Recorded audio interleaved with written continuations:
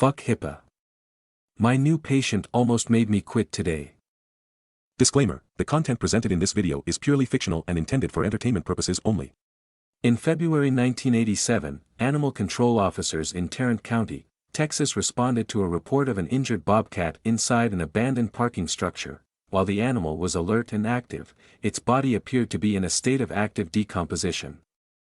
Unusually, its fur and eyes were a light silvery color, which potentially indicated further issues with the animal's health. The officers cornered the animal in a utility office. Inside, they found a second, much smaller bobcat displaying the same decomposition and unusual coloring as the first. They also discovered a young woman. She was in a poor state, appearing feverish and unwashed. Like the bobcats, her eyes were an unusual silver hue. Her left hand was badly swollen and discolored. One officer approached.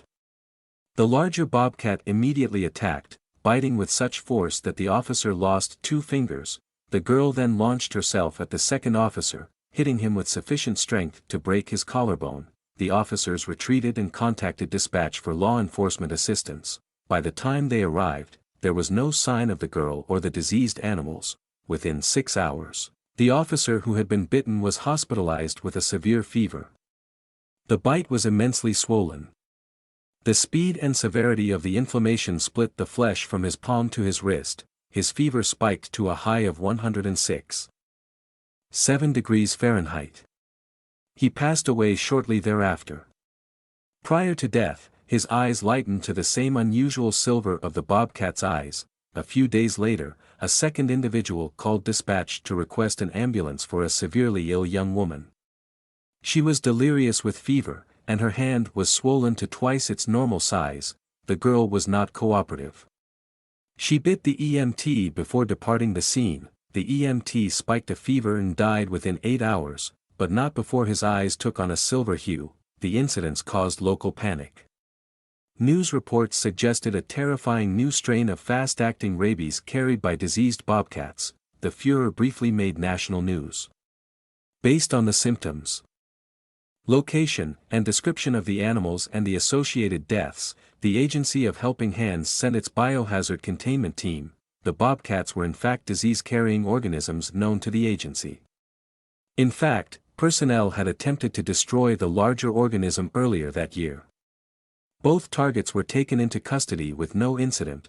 The girl was another matter. It was clear that she had been infected with the target's unique pathogen. Per protocol, personnel attempted to terminate her on site, only to find that their weapons could not penetrate her skin. With no way to address her in the field, personnel transported her to the nearest field office for further evaluation. When it became clear that the field office was not equipped to handle her, she was transported to NASCO for termination. It should be noted that this individual was not terminated, despite the unfortunate circumstances of her initial detainment and the devastating start of her relationship with the organization. This individual has in fact distinguished herself as one of the agency's most valuable assets. Camila J. is inarguably NASCO's greatest success story. When first discovered by the agency, she was an unhoused youth who had recently extracted herself from a human trafficking situation. To complicate matters, she was suffering immensely following exposure to the pathogen carried by inmate 111, Ward 3. The Mandagat. With the direct support of now Director Eric W., Camila ascended from critically ill termination target to valuable T-class agent. Camila's most striking ability is her total imperviousness to outside damage. While this was not the case early in her relationship with the agency, Camila is currently impervious to physical pain. This has made her an invaluable field asset. It should be noted that the only known way to inflict physical damage onto Camila is by utilizing her own teeth or claws. Camila's second ability is to project what is best described as a psychological glamour, in which she is able to convince anyone to whom she is speaking that she is, for lack of a better term, on their side. Simply put, she is capable of mirroring to a remarkable extent. This ability combined with her relative indestructibility has made her an ideal candidate for the execution of many agency directives. Camila's current diagnoses include complex post-traumatic stress disorder and unspecified dissociative disorder. Past diagnoses include depression, generalized anxiety disorder, and substance abuse disorder. All of Camila's symptoms are well managed at this time. Camila's appearance is nothing short extraordinary. She is recognizably humanoid, but markedly animalistic. She is exceptionally powerful and very large in stature, with thick fur. This coat is her defining feature. Thick and pale tawny in color. It gives the impression of luminosity because it possesses the same light-refracting properties as the coat of Akhal-Tech horses. Her eyes remain the same silver hue as when she was initially discovered. It should be noted that when Camila came into the agency's custody, her appearance was typical and unremarkable. Records indicate that she was approximately 18 to 22 years old, underweight, and 5 feet 2 inches tall with black hair and pale eyes. The transformation into her current state occurred via a chthonic process following a highly unfortunate incident involving T-Class agent Christoph W. Thanks to Camila's exceptional understanding, the incident did not affect the working relationship between her and Christoph. Due to the possibility that Camila has been manipulated by inmate 17, Ward 1, the Harlequin, she is currently barred from fieldwork and confined to her cell pending further investigation. It should be noted that Camila is fully cooperative and has expressed full understanding of the agency's position. The interviewer feels the need to clarify that the content of Camila's interview may be distressing.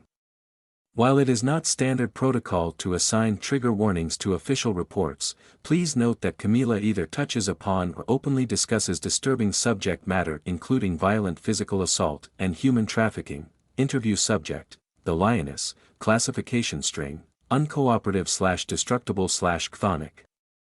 Casualty/constant/low/Danos, primary, secondary, interviewer, Rochelle B., interview date, January 10, 25, what I'm about to share is the least important part of me. I'm telling it only because I want to help you, please make sure you listen. Growing up, I really loved cats. I loved them all, from house cats to cougars to Siberian tigers. Lions were my favorite because the Lions were my dad's football team. I thought it would make him treat me a little better. It never did. I wasn't allowed to have pets, but I made friends with a stray cat. She had the most beautiful tawny fur, just like a lion. I named her Nem. Nem lived in a crumbling parking garage a couple blocks away. She was my best friend until I ran away. I named her after the Nemean lion. If you don't know, it's a myth about a lion who was so powerful nothing could kill him. Not spears, not swords, not fire, not anything but a god. And even that god couldn't do it without the lion's own claws. I liked the idea of being impervious to everything but myself. That's because I was the definition of pervious. I was weak. I was the kid everyone used up and threw away. That's a privilege the powerful have over the weak, using up, throwing away. That's also the story of my life. I get used up and thrown away. I will spare you the details on what that entailed in childhood. Let's skip ahead. I'm 15 years old. In a home with Bats-Hit Fundy foster parents, and newly pregnant. As soon as the test came back positive, my boyfriend fucked off. And why not? He used me right up, so it was time to throw me away. I expected my foster parents to kick me out. Instead, they turned into the most gentle, considerate, caring people who ever lived. I thought it was because they loved me. Turns out they just wanted my baby, and they got him. Once they got him, they shipped me back to the crisis center, used up, thrown away. The privilege of the powerful over the powerless. In ancient Rome, they used lions in the Colosseum. One of the lion-centric entertainments was dropping cubs into the arena from great big heights to see if the mother lions could catch them before they hit the ground. After I gave my baby to those people, I had nightmares where I was a lion in a dusty arena watching as my foster mother dropped my baby from on high. In those dreams, I never caught him. I was 16, and I'll level with you, no one cares about teenagers in the system. They pretend, but 16 is right about when they stop pretending. Because 16-year-olds are noted for their maturity, right? Anyway, I wound up on the street doing what I had to do to survive. It wasn't a world of hurt. It was, simply, hurt. That was nothing new. I was used to being hurt, but I was so tired of it, tired of hurting. Tired of being used up. Tired of being thrown away, I learned how to keep giving and giving and giving long after I had nothing left. I thought that as long as I was giving, no one would throw me away, so I made sure I always had something someone could use. That was exactly the skill I needed to succeed where I ended up, which was a place where I was used constantly. That situation taught me not to care. When you don't care, you can't hurt. Soon, nothing hurt me anymore. I could still pretend to be hurt, which some clients really liked, but I wasn't actually hurting. The fact that I wasn't actually hurting made other clients feel better about themselves. I was glad. When clients don't feel good about themselves, they make it your problem. They make it so you have to comfort them about the shame they feel for abusing you. That's almost sicker than the rest of it combined. Anyway, the Nemean lion helped with all that. Nothing could hurt the Nemean lion, so I became the Nemean lioness. Not on the outside. That was impossible. On the outside I was just a ruined girl, but on the inside I could be whatever I wanted, so I was the lioness. The lies we tell ourselves to survive. I worked out of a motel for a man who insisted he was my manager. I had one friend, a guy named Cody. He helped watch the girls and keep us in line. I didn't blame him for it. He was doing what he had to survive, just like me. A couple of years into that, cops raided the place and I ran away with Cody. Compared to the other men, Cody seemed great. Within that hierarchy, where he was low on the totem pole, he was great. But after the old totem pole burned down, Cody decided to build his own totem pole where he was at the top and I was at the bottom. It didn't matter because I was the goddamn Nemean lioness. No one could hurt me, especially not men. Not even Cody. That is the privilege of the powerless over the powerful, refusing to let their power hurt you. Cody and I ended up in an encampment. It was hell in more ways than one. I was used in more ways than one. But I stayed because Cody never even dreamed of throwing me away. Sometimes he felt bad about what he did and what he made me do. That was harder than if he'd just been an asshole, because it put me in the position of having to comfort him. I had to put aside the pain and fear he inflicted to make him feel better. I hate that. Cops eventually swept the encampment. Cody and I didn't have much, but what we did have, we lost. That ruined Cody. Turned him from a shitty man into a monster. Some of the worst monsters I've ever met are men who feel powerless. That's what happened to Cody. He turned into something angry and starving and stinking. Something that wanted to use up every last bit of me, just throw me away. Being able to throw someone away is a form of power. After losing everything, he wanted to feel like he still had power over something. He wanted to feel the privilege of the powerful over the powerless. I was tired of being under his power, so I ran from him. I took refuge in the same crumbling parking garage where my stray cat lived so long ago. I hoped Nem would be there, but of course she was long gone. I fell asleep, dreamed my Colosseum dream and woke up crying. Through my tears, I saw a feline shadow and heard padding footsteps. My heart jumped to my throat. Could it be? The padding footsteps grew louder, and the shadow swelled, but the thing that turned the corner wasn't a cat, it was a horror, a melting, blistered monster whose flesh dripped and reformed before my eyes. It was the worst thing I've ever seen. And that's saying a lot. It shoved its head against my hand. Its skin was sticky and so cold. Then it sank its teeth into the webbing between my thumb and forefinger, pain for an instant, followed by a pulse. Like an electrical current combined with Morse code, something that scorched words directly into my brain, please help me. Its eyes shone like lamps. Its ruined skin dripped and regrew. Constant growth, constant destruction. I felt like I was still dreaming. In dreams, you're whatever you want to be, and I was the Nemean lioness. Nothing could hurt me, not even telepathic melting cat monsters. How? I asked. It leapt away and hurried deep into the parking structure. I followed it down a filthy stairwell that crumbled under my feet. The last flight of stairs was nothing but rubble. I had to slide down. The monster led me into a moldy office. In the corner was a second, much smaller and much sicker, monster. One of its eyes was gone. It shivered so terribly it seemed on the verge of convulsions. The bigger monster looked at it with such sadness. How do I help? I asked. Keep us warm. So I put the little shivering monster on my chest, let the big one tuck itself against my hip, and wrapped us all in my coat. I dreamed of the Colosseum again, golden and dusty, infected with terror as my cub came hurtling down. I caught him. when I woke, the little one wasn't convulsing anymore and the big one was fast asleep. I became the monster's servant. I stole supplies, blankets, food, water, even dishes, and set up a little living space for the three of us. They were definitely controlling me, and I knew it. I didn't care. I was used to being used. Unlike everyone else, these little monsters didn't hurt me when they used me. I named the big one Melter and the little one Melty. I liked taking care of them. I didn't like being in the parking garage, though. I needed a flashlight at all times, and the crumbling concrete made me anxious. I asked if we could find another place. No, why? This is a good hiding place. We're hiding, from what? Monsters. Big ones that play games with us. I thought of lions in the Colosseum.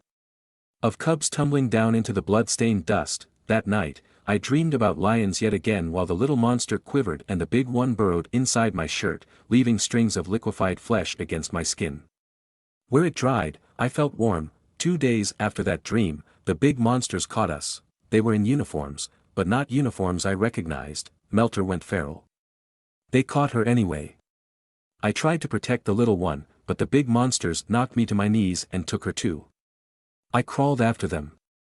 The rubble dragged my shirt up on one side, exposing the spidery web of Melter's leftover flesh. When they saw that, they restrained me. When they saw Melter's bite, puffy and swollen and pulsating with infection, they put me in the back of the truck, too. I should have been scared, but I was just glad to be with Melter. We traveled for hours. They didn't give me a single sip of water or a bite of food, but I barely noticed. I was too worried about Melter and her little one. They took me to a laboratory where they ran a million tests, each weirder and more painful than the last, to see what Melter had done to me. Then they put me in a holding cell from hell. I wasn't the only one in there. Nearby was a huge, cloudy tank filled with foul water. As I watched, the thing inside pressed an eerie, pearlescent face against the glass before flickering off again. One side of the tank was a woman covered in feathers. She had terrible, broken proportions. When she saw me, she started begging incomprehensibly. I wanted to help, but couldn't understand what she was asking. On the other end of the room was a monstrous chimera, equal parts puma, human, and coyote, with the wings of a condor. There was a little girl with a withered leg and mottled skin who kept screaming. The sound shot through my ear like a lance, or a steel bolt through the head of a calf in a slaughterhouse, and directly across from me was a huge monster of a man with too many teeth and eyes that glowed like a cat's in the night, but he wasn't a cat. Not even close. His face was wrong. Stretched and terrible, almost wolfish. He was desperately ill, shaking and sweating, growling to himself like the crazy people I saw in the streets. He filled me with revulsion. It made sense. I was a lioness. He was a wolf. Cats and dogs don't get along. I made myself small, but he noticed me anyway. He calmed down, but not in a good way. In a predatory way. The way of a mad, starving dog who has stumbled on a chicken coop. I've seen that look 1,000 times, so I knew how to handle men who looked at me like I was something to use and throw away. What are you looking at? I asked. He snarled, something that smells like cat shit. That was the beginning of something incredibly unbeautiful. His name was Wolf, which was the least surprising thing about him. He had a nice accent and he worked for the people who arrested me. I'm their best worker, he bragged. But they don't care anymore. That's why I'm here. Why don't they care anymore? I'm too dangerous. I need too much and too many to be worth their trouble now. Too many what? He didn't answer. Maybe it was a leftover effect from Melter's bite, but he didn't really need to answer. Not with teeth like his. It's their fault, not mine, he said. They wanted to make me even stronger than I am. I did not need to be stronger. I did not want to be stronger. But they made me stronger by giving me too much. And now I need much too much. He didn't talk to me any more that day. I was glad. His voice sounded like how it felt to be thrown away. Every day, the workers pulled me from the laboratory and ran more tests, each weirder and scarier than the last. I'm not the smartest person in the world, but even I realized I'd changed. The biggest change was no matter what they did to me, they couldn't break my skin, literally, they could not hurt me. I asked Wolf about it. That made him laugh. I hated his laugh. There was no humor in it, no joy. Just rage, despair, and wanting. You're a casualty. That was almost funny, only because I've been a casualty all my life. The rotten little cat bit you, yes? I can smell her in you. What does she have to do with it? She gave you cat scratch fever, but it is a special fever that makes you strong instead of weak. She was a Titan project that failed. What does that mean? He ignored me and just kept going. They kill the failures here. They have to. They thought they killed her. That's why she's rotten, because of what they did to make her die. But instead of dying, she lived and had her rotten little baby and came to you for help. He laughed again. You are a terrible helper. Is that why I'm here? No. You are here because they are going to throw you away. That's what they do with most of us who end up here. They throw us away. After everything I have done and everything they have done to me, they are going to throw me away too. I could taste the fear in his words. Sheer, despairing terror buried under a suffocating layer of rage. Over the following weeks, the other creatures in the holding cell cycled out. Some cycled back. Most didn't. Every day, workers pulled me for tests that grew increasingly painful as the weeks wore on. They finally figured out how to draw blood. Turns out they had to extract a tooth or pull off a nail. Otherwise, my skin never broke or even bruised. I felt pain, though. The pain would have broken me if I'd been anything but the Nemean lioness. Nothing can hurt the Nemean lioness, not even pain, nothing except myself. My own claws. My own teeth, my own memories. My baby being taken from me and dropped somewhere else like the cubs stolen from the lionesses in the arena. I had that nightmare every night, but I didn't tell anyone that. I kept going between the laboratory with its insane tests and the holding cell with its insane inmates. Eventually, every inmate cycled out except me and Wolf. He grew scarier and more scared. Most nights I woke up from my nightmares to hear him crying over his own. Finally, they took him away and didn't bring him back. I was all alone for 2 days, then they came for me. I wondered how they were going to kill me.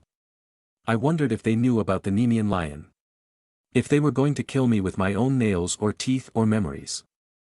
Then a man came in. He was handsome and calm, with dark eyes and a bright smile that gave me the creeps. He introduced himself as Eric. I'm a manager here, he said.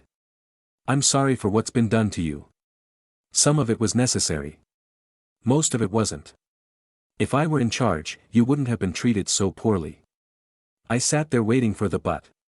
With these guys, there's always the biggest, fattest but, sure enough, but I'm going to cut to the chase. My organization wants me to kill you. Then why aren't you? Because I want something from you. What did I tell you? Story of my life, you are the most resilient person I've ever met, he said. Emotionally, psychologically, and physically, you are untouchable. It's spectacular. You're spectacular. I've heard all of this before more times than I can count. There are lots of spectacular individuals here. You've met quite a few. In my opinion, the most spectacular of these individuals, besides you, that is Mr. Wolf. What do you know about him? I know he's afraid of being thrown away. Due to unfortunate circumstances not wholly within his control, that's the plan for him. It's also the plan for you. Why? Because my organization believes you're very dangerous. They're right about that. They also believe you're of no use to them. He hesitated, but not for real. It was practiced. Rehearsed. Utterly false. I would know. I've been on the giving and receiving end of calculated pauses my whole life. I believe they're wrong about that. Do you know anything else about Mr. Wolf? I shook my head. I apologize in advance if I wax poetic. He's very special to me on both a personal and professional level.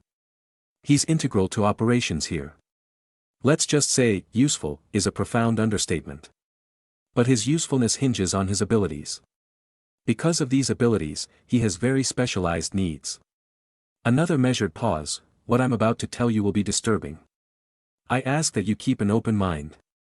Let's just say disturbing was a profound understatement. What he said was insane. Basically that Wolf was a superhero, basically a god, but his superpowers came from being bad. Really, really fucking bad. The kind of bad that tortures and kills people. If Wolf stopped being bad, he lost his powers. He got weak, he got useless, it was the privilege of the strong over the weak writ larger and more literally than ever. Killing itself isn't necessary, but violence is. The sheer scope of that violence combined with the fragility of the human body frequently results in death. Morality aside, it's a logistical nightmare, said Eric. We have to source his victims regularly. After a recent mistake, it's now impossible to meet his needs while staying under the radar.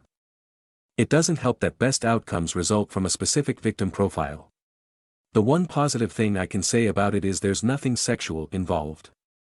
I know that's very cold comfort, but, cut the shit. What do you want from me? He laid out his proposal. Even I could hardly believe it. I understand that this is horrifying, he finished. But speaking frankly, it's a matter of life and death for both you and Mr. Wolf. It's only possible because of what you are. And what am I, exactly? Indestructible. We've run hundreds of tests and experiments. There's no question.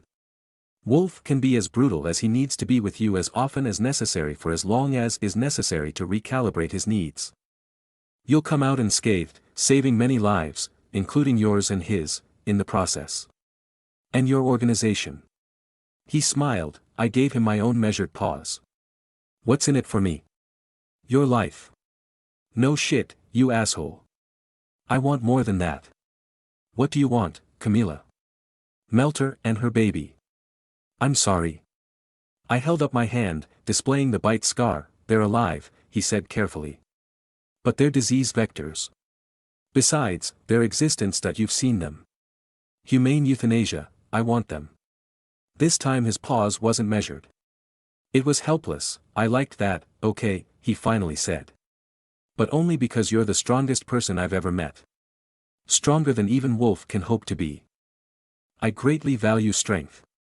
Remember that. And that's how I ended up in a long-term torture arrangement with the Wolf Man. I will never forget the first encounter. Not how his eyes shone like rotten moons, not how every last one of my instincts screamed at me to run, not the transcendent horror I felt when he knocked me to the ground. I felt everything he did, but that was okay because I was the Nemean lioness. Nothing could hurt me, not even pain. Not even when he knocked out half my teeth. When he was finally done, he wouldn't even look at me. I was so used to men doing that I didn't even care. When he was gone, I went around the room and collected my bloody teeth. This went on for a while. Every night, I was brutally murdered without actually dying. At the end he always walked off, panting and slick with sweat, without a word. Maybe 2 weeks in, he finished like always and trudged to the door without a backward glance, and then he threw up. He didn't come back for days. The next time I saw him, he was worse than ever. More brutal than even I could have imagined. The time after that, he started off even worse, but had a breakdown in the middle. He stayed away for a while, and when he came back, he was more violent than ever. But there was something in his face, something entirely broken, that made me feel pity. Pity is a crack that lets warmth in. That crack got bigger when he threw up again after. It got even bigger the next time after he shoved me away and collapsed in on himself, sobbing. Why? I asked. If you hate it so much. For the very first time, he looked at me. Because if I don't, I get weak. And when you're weak, they throw you away. He wiped his eyes, then left. That night, I dreamed of Cody. Not of the stinking, starving thing he became at the end, but of who he was when I first met him. Just an anxious boy who guarded the girls. When Wolf finally returned, his mouth was bleeding and his teeth were gone. It'll hurt less this way, he said. It did hurt less, but not enough to matter. When he was done, he didn't leave. He huddled up and cried, "It's okay." I lied. You can't really hurt me because I'm the Nemean lioness. What's that? I told him the story. By the end, he was almost calm. Only then did I realize that I was yet again stuck in the position of comforting someone who was hurting me. I wish I was like you, he said. I wish I was the only one who could hurt me. Our arrangement kept on. The brutality eventually hit critical mass. I wondered what, exactly, his duties and abilities entailed, and what kind of horrific work required a worker as terrible as him. Wolf always threw up afterwards. Once, he even tried to stop my mouth bleeding after he knocked a few more of my teeth. The sight of my blood frightened him. I thought I couldn't hurt you, he kept saying. They said I couldn't really hurt you. After he left, I went around the room and gathered up my own teeth. The next time he came, his own teeth were gone again. I knew it made him feel better, so I pretended it made me feel better. How could it? I was making a monster. It occurred to me that Eric's organization had turned me into a perpetual motion machine. But instead of energy, I generated monstrosity. For the first time in my life, I wanted to be thrown away, not even because of my own pain, but because I was being used to perpetuate others' pain. Wolf's pain, although he was the least of my concerns, and the pain of everyone else he was able to hurt because hurting me made him powerful. It was the exploitation to crown all exploitations, the abuse to top all abuse, a cycle more brutal than brutality itself. A perpetuation of horror that they accomplished with my body. The more I thought about it, the more I wanted to be used up and thrown away for good, but there was no way to use me up. That's the whole point of a perpetual motion machine, you can't use it up. I couldn't even be killed, and Wolf made everything so much harder. That's the thing I hate most about all of this, what I've always hated most, that I'm forever forced to feel pity, even empathy, for my abuser. Trauma bonding with someone whose only trauma is having to feel shame for what he does to me. I don't think I would have minded if Wolf wanted to be thrown away, too. But he didn't. He doesn't. He never will. He was, and is, and will always be too terrified to ever do the right thing. He did the wrong things instead, and even though they didn't kill me, I felt every single one. I was in so much pain one night that I couldn't even dream of sleep, so I pulled out my pile of teeth and inspected them one by one. I thought of the Nemean lion. How the only thing that could kill him was a god, and how even the god needed the lion's claws to do it. That gave me an idea. I used my fork to bore holes in the teeth. It took a few days, and several of them broke. But by the end, I had enough to thread along braided strips of fabric torn from the bloody shirt Wolf ruined when he first knocked my teeth out. When I was done, it looked like a necklace. When the worker came for me, I looped it around my wrist, and when they brought Wolf in, I held it out. The teeth gleamed under the lights. He looked at me, eyes burning, and took it. Before I could blink, he drove me to my knees and pulled the cord impossibly tight around my throat. It was messy and inexpressibly painful, and it felt so goddamn slow, but in the end, he pulled so hard that my own teeth broke my skin.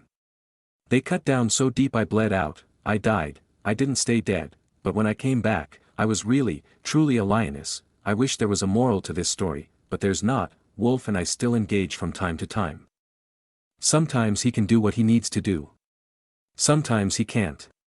When he can't, they find a girl no one will miss or an inmate awaiting termination and throw her to him. Sometimes he does what he needs to do. Sometimes he can't. I don't hate him. I think everyone would be better off if he was dead, including him, but I still don't hate him. He's doing what he needs to do to survive. Making sure he can always be used so they don't throw him away, just like me, but that doesn't excuse what he does. Never has, never will. They don't want me to tell you this. They didn't want me to tell you any of this. All they wanted me to tell you is whether I'm working with our favorite theater aficionado. I don't want to tell you about that. Here's what I want to tell you. I don't want anyone to use you up or throw you away. That's why I told you this story, to help you the only way I can. You feel powerless. I know you do. In most ways, you are, but you have a great deal of power over someone. Learn how to use it before they force him to use his on you. If you're not familiar with my workplace drama, this next part won't make sense. This interview happened after what you're about to read. If the interview had happened before, I wouldn't have bothered doing any of this, but it did happen after, so here goes. I decided to break Christoph out of RD a couple of days ago. My plan was stymied by the fact that my key card would not work. After several minutes of swiping, res-wiping, and cursing, the agency director, Eric, the very same Eric referenced in the interview, caught me. I kind of thought I was going to die. If it makes you feel better, I expected this, he said.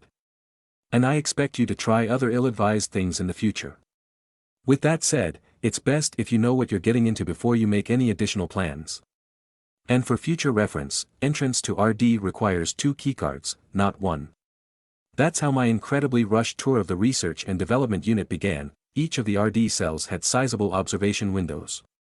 Through one, I saw an exhausted little girl on a table hooked up to what looked like a plasmapheresis machine. In another, I saw a bony, malformed creature that resembled a bird without any eyes. In yet another was a monstrously huge segmented worm with a human face. It was crying. In another cell I saw what I can only describe as a giant, deformed hyena. In another was a creature that resembled a horrific bobcat missing an eye. The other eye, however, was bright and silver as the moon. That made me breathe a little easier. Beyond those glimpses, I had no time to take in my surroundings. The only thing I really absorbed was that the security was incredible. I could never have gotten down there by myself. Let alone into a cell, let alone break someone out. The director led me down another set of stairs and into a corridor. I heard Christoph long before I saw him. I wondered how crying I'd never even heard before could sound so familiar. The director stopped at the second cell on the right, indicating the observation window, and there he was, huddled in the corner, shoulders heaving as he wept. His own violently extracted teeth were scattered around him. He was cuffed so tightly his wrists were scraped raw. It took my breath away in the worst way. What did you do to him? The cell door wheezed open. Ask him. Before I could react, Eric shoved me into the cell. The door hissed shut behind me. Christoph abruptly fell silent, then he looked up. I reared back. He looked like himself, but barely. His face was a contorted, wide-eyed void wearing an empty smile. Bright eyes, opaque and inhuman, gleamed flatly over too many perfect shining teeth. You. He lurched to his feet. He was taller than I remembered. Much taller, and much wider.